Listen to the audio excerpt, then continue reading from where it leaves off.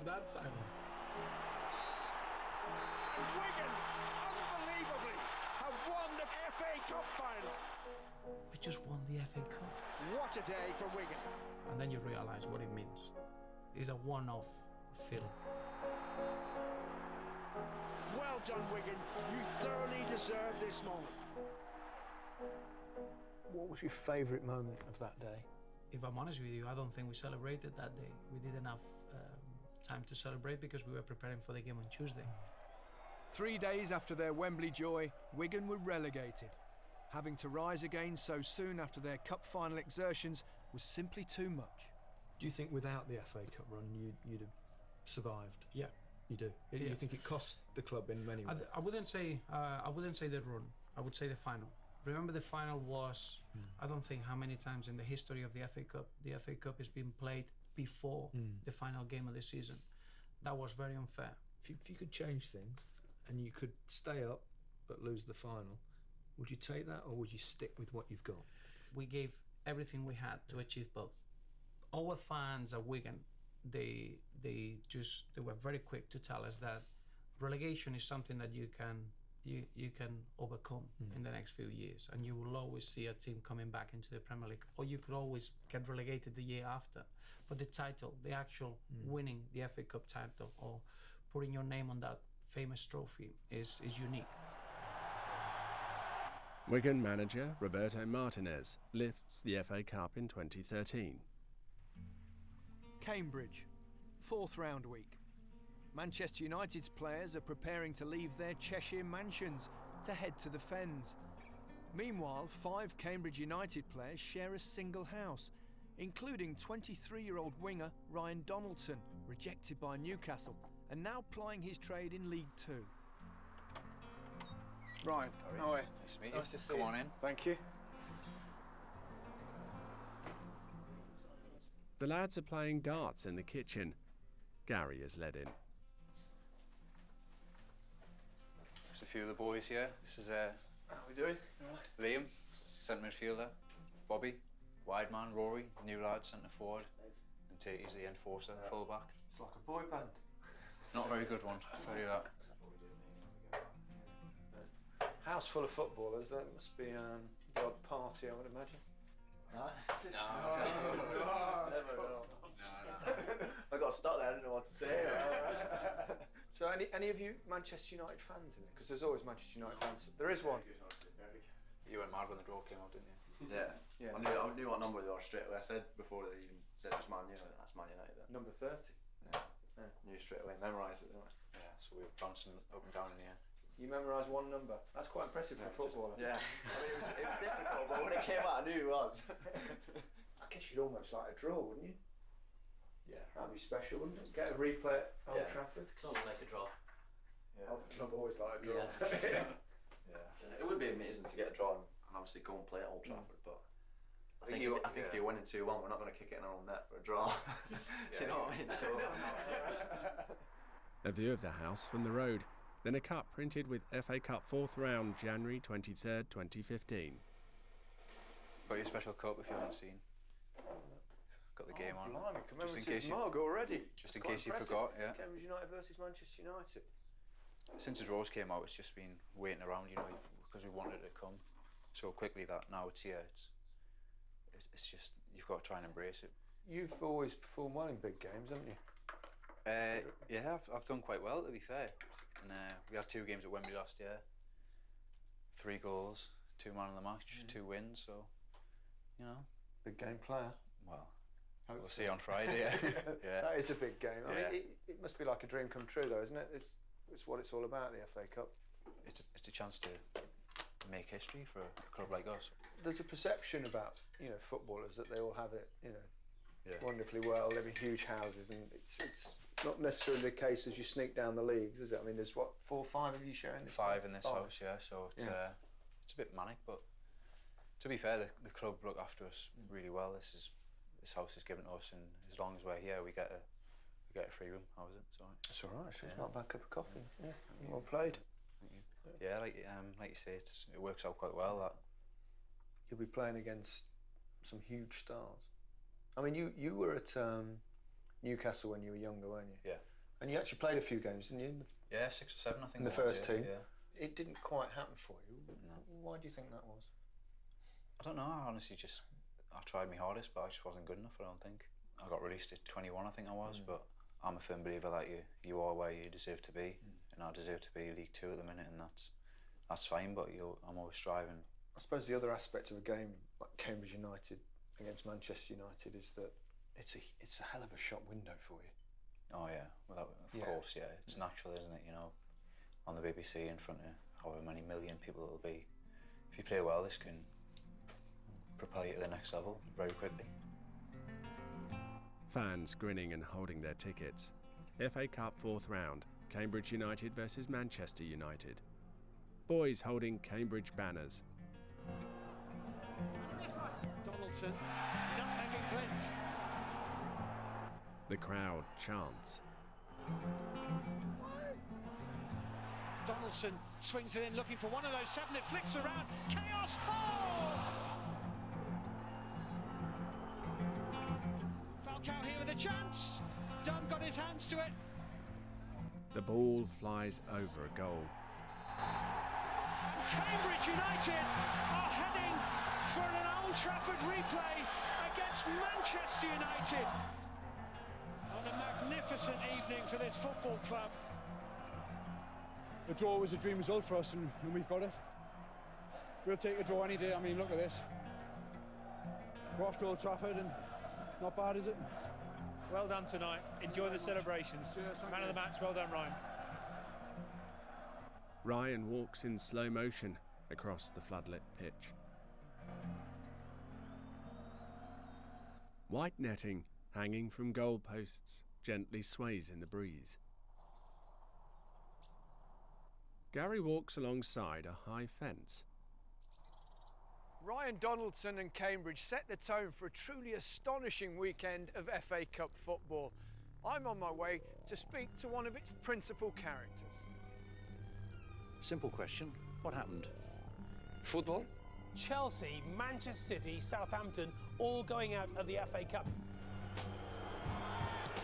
In again from Oscar towards that near post and turned in by Cahill. Chelsea in front, Ramirez, and he's got options both sides here, Ramirez. One is Salah, he's looking for Ramirez! Well, that is a goal of real quality. Back to Stead. Can he find the room for a shot? He can! And he's got one for Bradford. Hansen with the flick on. Oh, what a save from Czech, and then a follow-up from Marias. Bradford have scored. Bradford have scored. Bradford City have come from 2 down to level it up at Stamford Bridge. Into John Stead, looking for the room for the turn. In came Halliday! Would you believe it? There's only one place to go, and that is at Stamford Bridge. They lead Chelsea by 3 goals to 2. They are on the verge of causing an astonishing upset. Clipped into Stead. Yates wants it back. Could be another goal. It is! Mark Yates for Bradford! You're not going to believe it! One of the FA Cup stories! Unbelievable! Listen to this scoreline. Chelsea 2, Bradford City 4. I think this is the beauty of football, where a much better team can lose, which is more possible to happen in this country and in this competition, because the mentality of the small teams is really special. Wait till you see the 4th goal. Wait till you see the 4th goal. You think we were Chelsea? Jose Mourinho. If I have to choose 2 moments of my FA Cup, I choose the final at Wembley, and I choose the defeat against Really? Why? Why is that? Because it epitomises what it's all about? Or? Because it's exactly what it is about. I respect them, and I respect the competition. I played the good team, and it can't happen, can it? Chelsea at home against a team from that division, 2-0 up, you can't lose. You can't lose, but you did. It's another extraordinary day for Bradford City in cup competitions, and this one will top the lot. I learned a little bit of this with Mr. Robson, because I was a very young assistant, and every defeat was for me an absolute nightmare. And Mr. Robson used to say, you have to think about the happiness in the other dressing room. Yeah, he said, just calm, this is just a football. Think about the happiness in that dressing room. So at Stamford Bridge, I go to that dressing room, and I didn't have to think about the happiness. I just was there. Easy, easy, the Bradford supporters chant. In Portugal, in Spain, in Italy, I can say because I played these ones. The small ones don't think they can beat the big ones. They don't play to beat the big ones. They enjoy the day, but they enjoy in a passive way. Now Hayes, chance on a goal! What a start for Scunthorpe! My first game in the FA Cup at Stamford Bridge. I couldn't believe.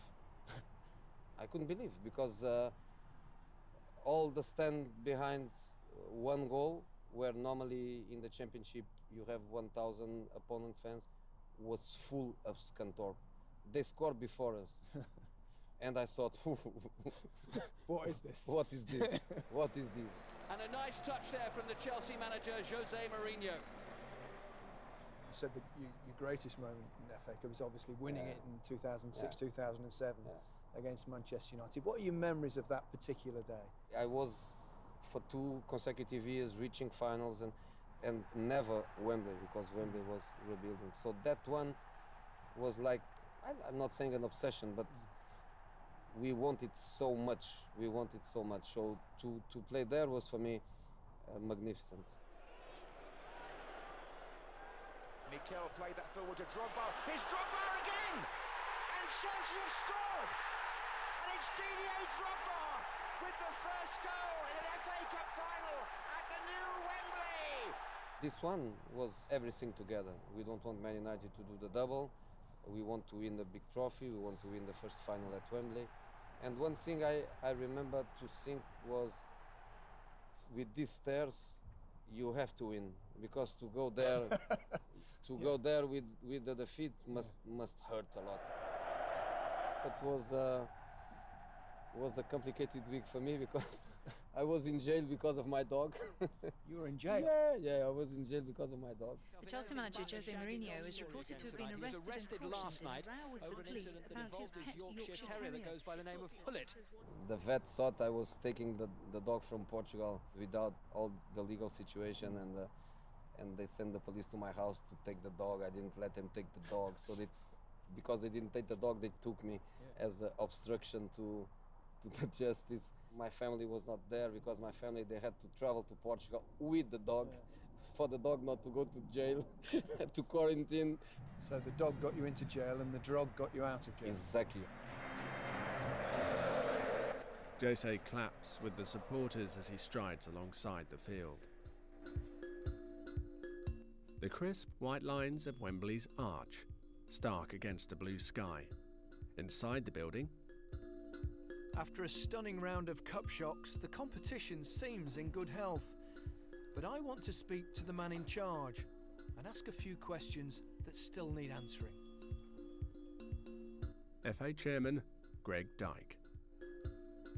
When I was a kid, the town stopped, didn't it? It was the only live football of the season. Everybody stayed in to watch the FA Cup. Shops were empty and everything. That's obviously never going to come back because there's so much live football, but I think it's going through a pretty good time now. Where do you stand on the criticisms directed towards the FA in terms of the fact that so few games in third round, fourth round, every round now are played on that traditional Saturday afternoon at 3 o'clock? It's the television companies that call the tune, and I've spent many years in television, and I used to call the tune. Goals in last season's FA Youth Cup run. If you want to make money and get big money over these tournaments, then you've got to move some games around. The purists would still play the cup final at 3 o'clock on the last Saturday of the season. But actually, you get a much bigger audience at 5:30 than you do at 3 o'clock. Do you think in 10 years' time, they'll just accept that this is how things are? Oh, yes, I think football. I mean, you look at some of the big clubs, Manchester United or Chelsea, they hardly play on Saturdays at 3 o'clock anymore, do they? Hashtag FA Cup upsets. But as this generation goes through, people who are 20, 30 today, they've never known anything else. It's always been like that. Old men are always dangerous. You should never let them make the decisions, because actually what they want is yesterday, and yesterday doesn't exist. I mean, it interests me. People say, well, why do we hold the semi-finals at Wembley now? that's a financial thing, though, isn't it? For the FA, it brings in so much more money. It's financial for the Wembley. It's good for the clubs, but I think it's good for the supporters because it's an event for them. But at the same time, people will say that if you have a semi-final at Wembley, it diminishes a little bit about the fact of reaching the Wembley for the final itself, takes away from it. Yeah, I don't buy that. I mean, our problem with the final, as you know, is, you know, someone like Arsenal going to be in the final, and they've got 50,000 season ticket holders, and only half of them get a ticket, whereas they can all get tickets for the semi-final. We should look again at how the tickets get distributed. I've thought this ever since I got here, but I've so far failed to change it. How would you like to change it? Get more fans at the game rather than too many? You can never meet 50,000 season ticket holders, but you could meet 30,000 rather than 25. Yeah. How can you change that? You're in charge. You should be able to change it. No, being in charge doesn't necessarily mean you can change it. I've tried and I'll try again. A close-up of the etching on the shiny silver FA Cup. The Wembley arch rising high into the sky. Then Gary walking through a grassy field. With the semi-finals now established at Wembley, winning the quarter-finals has taken on an added importance. In 2012, 13 miles across London at White Hart Lane, one young man striving to help his team into the Final Four almost paid with his life. The closely cropped grass on a pitch. Rows of empty blue seats. The player collapsed, Ian, and I don't think any player was surrounding him. We have a potentially serious injury here to Fabrice Muamba. The doctors of both teams attending to the stricken Bolton player. They are giving Fabrice Muamba resuscitation. Fabrice Muamba is fighting for his life. The Bolton supporters are chanting Fabrice Muamba, and in fact all the Tottenham supporters are also joining in. Gary meets Fabrice on the pitch. Gary. Good to see you. Fabrice. How are you? Very good. Fabrice, this is a sort of pivotal, poignant spot that we're stood on here. Your initial thoughts on returning to this place? Guys, it doesn't get easy, you know. He shakes his head to compose himself. This is where my dream was just taken away from me, you know. The Premier League footballer Fabrice Muamba is critically ill in intensive care tonight after collapsing during the FA Cup quarter-final match between Tottenham and Bolton Wanderers at White Hart Lane. I remember missing a chance of scoring a goal and I come back and literally about here by myself, nobody around me, and I felt very, very dizzy. So if I get to focus on you, I see double view, and all of a sudden I just, you know, fell down. Was there a pain or a... There was no pain, there was no sign, it kind of happened, you know, it just happened. He received prolonged resuscitation at the ground and en route to the London Chest Hospital here, where his heart did eventually start working. To this day, it baffles me, like, how can I be so long gone and I'm still here at the same time, you know. But I'm thankful and I'm grateful for unbelievable medical staff. The red brick hospital building. They go inside. Fabrice's heart stopped for 78 minutes. But remarkably, one man in the crowd knew what to do. Dr. Andrew Deena, a Tottenham fan and eminent heart doctor. The London Chest Hospital, Bethnal Green. Hi there. Hi. Hi. Nice to see you. I believe you two know each other. Yeah, very well. How are you doing? He's looking okay. He looks great, doesn't he? Did you see Fabrice collapse? Did you actually see it happen, or...? I can't remember if I actually saw him fall down, but became aware of it very quickly if I didn't. And then I saw the team physio and then doctor running out, and you could see them starting CPR. So it's at that point realised that something more was going on than a normal injury. As an expert in the field, you were thinking to yourself, I've got to get onto the pitch, presumably. Yeah, I kind of thought I should go down and try and help, and spoke to two of the stewards who initially said they've got everyone they need, and I said again, look, I do this every day, I should go and help, and the third steward took me down. The most important thing you can do at that stage is do cardiac massage. You want to keep blood pumping around the brain. It's the most important thing. And then the next thing you want to do is give an electric shock. You would have thought in most circumstances, after one, maybe 2 or 3 electric shocks, he would come round.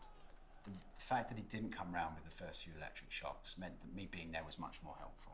It's good to know at least you happened in the right place. Oh yeah. I told You had the right people around you. And guys, I said before, this guy is one-off. We decided to come to London Chess. I think Fabrice knows this. I went and spoke to Jonathan Tobin, who was the Bolton doctor at the time, and said, we're going to carry on for a while more, but it's not looking good. But then, fortunately, we did a couple of other things, and the heart started pumping. 78 minutes is a long time, isn't it? Is this unbelievably freakish? Are we talking almost like... I don't think it's freakish, but it's really unusual.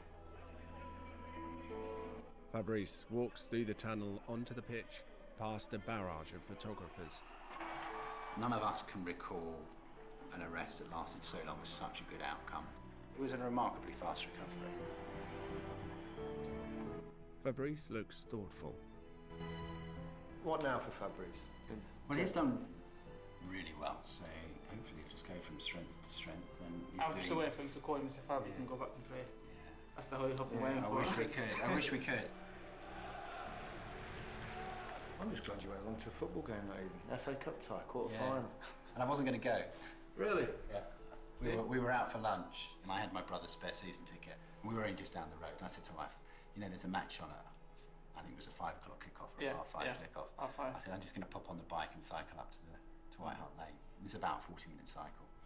And for some reason, she allowed me. Usually she'd say, no, you can't go. So, FA Cup tie, yeah, quarter-final. Exactly. Can't be missed, really. Fabrice walking across the pitch.